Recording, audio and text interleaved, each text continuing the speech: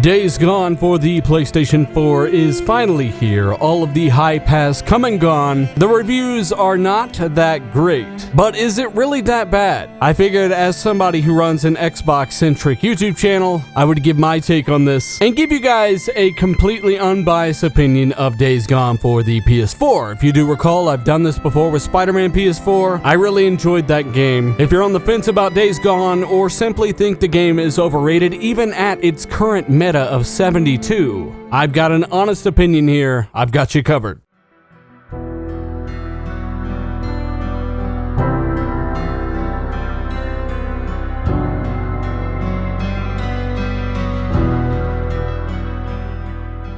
Days Gone has you playing as Deacon St. John, or Deacon St. Jimmy Johns as I like to call him. A likable character, though I feel as though he should have been flushed out a bit more early on, especially. If I had to start with a negative thing for Days Gone, it would be the fact that the game takes too long to get you into any one aspect of the story. You spend much of your time early on working for different campsites. There you learn little about the actual infestation and Deacon himself. You just know that Deacon is a drifter just trying to survive in the post-apocalyptic world. To put it as simply as possible without spoiling anything. You are writing checks with other men's blood!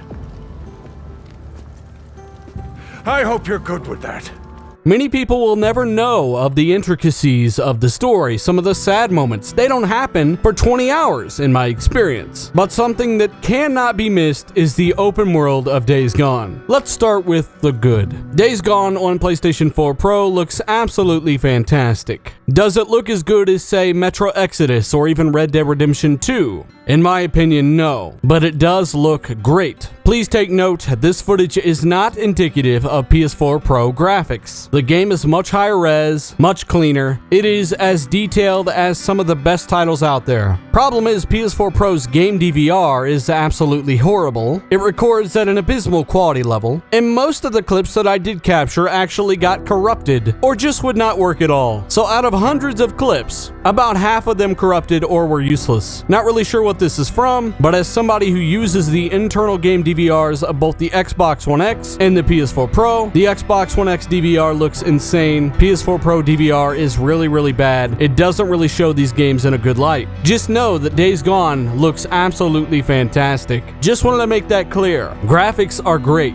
Something that I've really come to enjoy in Days Gone is the actual bike itself, the motorcycle itself. This thing is fully customizable. You've got engine upgrades, exhaust tips, protective parts for the bike itself, wheels, tires, and more. Not to mention paint jobs. This stuff really helped me kind of make this bike my own. As a matter of fact, the bike is actually one of the best parts of the game to me. The handling of the bike even felt really good. At first, it took a minute to get used to, but as you go, you start to master this bike, and it's not ultra-realistic physics here, but it's just enough to remind you that it does have some weight. You can crash this thing, but it is ultimately very capable. And aside from the constant worries of fuel, it was actually one of the coolest parts of the game, and that's just in my opinion. To some may see that as some kind of insult, but I mean that. The bike was actually really cool. Now, if you do happen to flip this thing or ramp it off of a cliff, you can repair the damage done for a bit of scrap. But most notably on the bike, keep an eye on your fuel. You will run out of fuel in Days Gone. That can be frustrating. You're talking 10 to 20 minutes of running through the map, searching houses for gas. It can happen. And with significant use of fast travel, that fuel disappears quickly, so keep an eye on it, especially after a fast travel. With that said, fuel does respawn in the same areas that you find it. So if you find it on a particular dump truck, if you come back there later on, it is likely going to respawn there. You can memorize where fuel spawns. You can often find fuel in certain areas like gas stations, barns, and the occasional store, which leads me back to fast traveling. Do it and do it often. You unlock these through clearing out bandit camps and Nero stations, that of which I'll get into in a moment. If you are concerned with bullets, with resources, do not be. I often found myself maxed out in most resources. Keep in mind that I did not simply run through the main story and nothing else. That's not how I play games. I did do the side activities, I did loot things when I was near them. I played as I was would say a normal gamer would play. I often had full supplies, and this does include bullets. There are tons of bullets in this world. Unlike games like Metro, you can easily find ammo, and if you can't find ammo, then you buy ammo from the merchants in the game. You can also buy new guns at these merchants, suppressors, grenades, health packs, and more. And to unlock more advanced weaponry, you have to unlock trust levels with those camps. The amount of missions and activities you have to do to unlock the next tier of trust level, to unlock the next level of motorcycle or gun upgrades, was far too much in my opinion. As somebody who pretty much did all of them, it took me forever to get to trust level 2 and 3. And keep in mind, there is more than one camp that you have to do this with if you want to unlock all of the available upgrades. I, as somebody who enjoyed the bike in the game, really wanted to see those parts on the bike. I wanted the ability to carry around ammo in the back of the bike. I wanted the better engine upgrades. And I also wanted better magazine capacity for my weapons. All of these things require higher trust levels with those camps, which require continuous clearings of bandits and rippers in the game. You must go to their camps and basically murder them all. That last part was actually pretty fun, but doing it over and over and over feels like a grind, especially to unlock cool upgrades. Now, the weapons themselves actually feel pretty good in Days Gone, though the aiming could use a bit of work. I will say the aiming is nowhere near as bad as something like Metro Exodus, and as you upgrade your character and apply perk points, which are in the game, you do receive more accuracy and better handling. You can really invest these perk points to give your character all kinds of abilities, including that of melee, weapon handling, and survival instincts.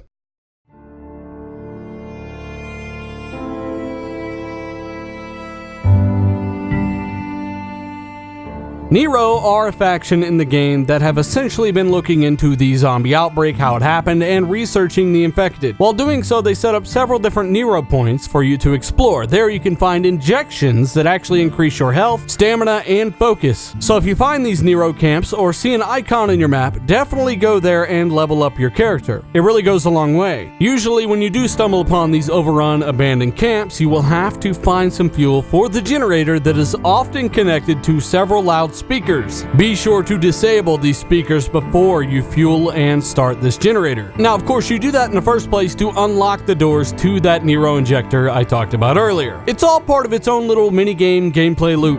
With this system, you get out of it what you put in. You could go through the whole game without leveling up his health or stamina at all. Or you could be like me and juice him up, and you can really feel the difference. Now, honestly, the gameplay loop of Days Gone isn't all that much different than that of something like State of Decay 2. If you like Days Gone, you need to try State of Decay 2. In both games, you'll find yourself looting for resources, breaking melee weapons over zombies' heads, fueling up your vehicles. However, Days Gone has that production value edge, where State of Decay 2 has that cooperative edge. Days Gone with co-op would have been absolutely insane. I've got to be honest, I've enjoyed both games, being that I am a big fan of State of Decay 1, and Days Gone just reminds me of that gameplay loop in State of Decay 2, but with, of course, a much better story, graphics that are way better. Even though both games are running on Unreal Engine 4, they've obviously taken a different direction here, but have taken inspiration from those that have come before, just like every other game out there. Look, there's a lot to like about Days Gone, but you have to be dedicated and get through that first 12 hours or so, and that's kind of unacceptable for a lot of people out there. They don't have 12 hours to start learning about the more intricate, interesting narrative details, and that's kind of this game's big flaw. They take too long to do just about anything in this game. Want to know more about Deakin? It's going to take a little bit. Want to know more about the infected? Do a bunch of these Nero stealth missions. To uncover it all could take quite some time. Want to unlock cool guns and your cool bike upgrades? Well, just do a bunch of camp clearing missions and they'll finally unlock someday. To me, I feel like they just held on to those things too long. And I definitely understand what some buddies were talking about when they were reviewing this game before the embargo released. The game is a 15 to 20-hour game stretched out into 40 to 60 hours. I completely agree. The game is just stretched out too far. That doesn't make it a bad game. In fact, it's a bunch of game. It's a ton of game. Whether or not you are willing to do the same gameplay loop for longer is really a personal preference. If you don't mind clearing these camps and doing fetch quest after fetch quest, for characters that you probably don't even like, then you will not mind. If being in the world of Days Gone is its own reward, the visuals, the combat, the looting, if those are the things that you crave and really enjoy along with the upgrading of things like the bike, then that is its own reward. That is on top of the game's additive rewards. The swarms in the game are actually really impressive. Now while you're out and about, you'll often run into swarms. Now they are nowhere near the size of something like World War Z, but they are much more deadly, meaning you can't take on a whole swarm by yourself in the average scenario. These things are something to be feared. They do soak up more damage than that of World War Z. They also dodge and juke your bullets, and stamina, unlike World War Z, is a factor here. That's why those Nero injectors can play a big role in the way these things shape out. The hordes are ultimately really cool, but can be annoying depending on if you get your bike surrounded by these things for 20 minutes and you die over and over trying to get to it. This did happen to me once, and it was before the game started to grab me. It took a while for the game to grab me. It took a while to get to that narrative. It took a while to learn about these swarms and the infested. And it took a while for me to learn how to navigate this stuff. You gotta look at these swarms as really deadly opposition. There is no way you're taking these things on. Avoid them if you can. That's not always possible, but it is ideal. There was also an issue with the audio of Deakin. After he listens to a particular radio broadcast, he starts freaking out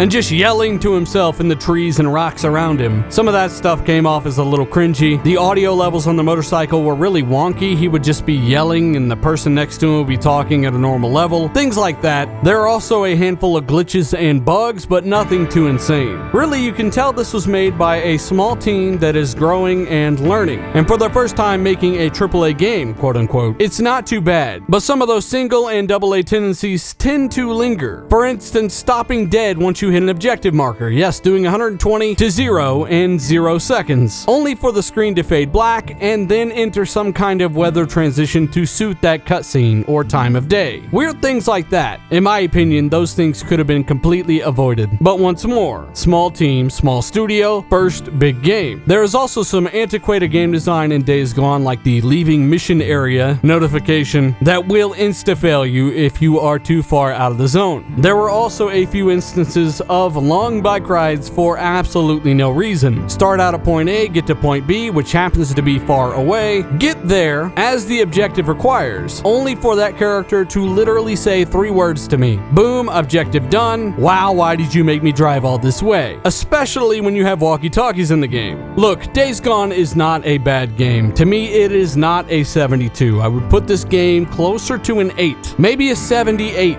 That's not a bad score. And honestly, I would say that it reminds me a bit of State of Decay 2. The gameplay loop of Days Gone is kind of similar, but with the addition of a narrative and, of course, that customizable bike, the realistic graphics, the guns. There are really things to like about Days Gone, though that story does take a while to pick up, and it does take a long time to unlock things for your guns and bike. Eventually, it turns into a pretty fun, enjoyable experience. To me, it just takes too long to get there. There's just a lot that I can nitpick about the game, but ultimately they don't ruin the game for me. Performance is one of them. As a game built on Unreal Engine 4, it just has a ton of streaming issues. The hard drive is just too slow to get the data to the system quick enough. You end up with a bunch of hitching and streaming issues, which result in a ton of frame rate drops. Days Gone is not a rock solid game, especially while in travel, especially with the later motorcycle speed upgrades. But despite all of its flaws, I still had a good time with Days Gone, and that's just my honest opinion. If you like State of Decay 2, if you like that gameplay loop, if you're on the fence, give it a try. There are problems, but hang in there. Eventually you'll get used to the guns, you'll break through to the more interesting zombie-related discoveries and the narrative itself, and you may just have a good time with Days Gone. So far, I do not regret spending a single minute of time in Days Gone. I would give it a 7.8 out of 10. Anyways, if you're still here, thank you so much for rocking out with this review. Just my honest review. I know there are a ton of people out there that are saying that, hey, the Metacritic is probably skewed because it's a PlayStation game. Well, honestly, I would rate it significantly higher than the Metacritic, and I got no reason to do otherwise. Just my honest take.